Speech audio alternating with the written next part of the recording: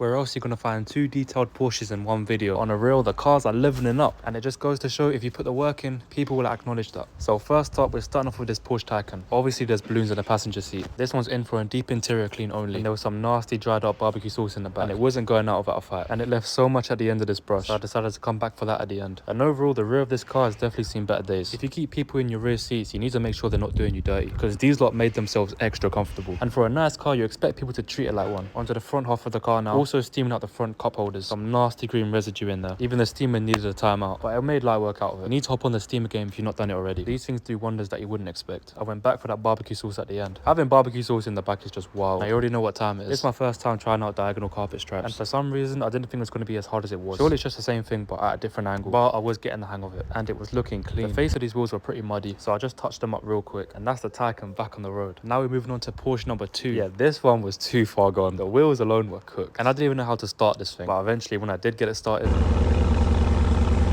it sounded pretty naughty. I'll be real, I didn't know how to put this thing in gear. It took a good 5-10 minutes, but eventually when I did, this was the situation. That much dust on the dashboard alone. Send me those prayers, man. I don't know what happened to my GoPro, but it just decided to have a fit. Sensitivity is on the max for whatever reason. Screwed up a lot of the footage, if not all of it. And these leather seats were so hard to clean, scrubbing the living daylight out of all of them. And somehow the GoPro just decided to work normally again. But just know that interior was looking 10-10. Starting off with the wheels first on the outside. If you remember how cooked these wheels were, those alloys were crying for a clean. I just knew this car was going to look so different as soon as I was done. Just wait on those results. I didn't contact wash it on video. This job had to be done ASAP without compromising the quality. So I'm going to run the results right now. She was gleaming. I wasn't playing when I said I got those wheels back to life. And for an old car, the paint was almost looking brand new. Serious.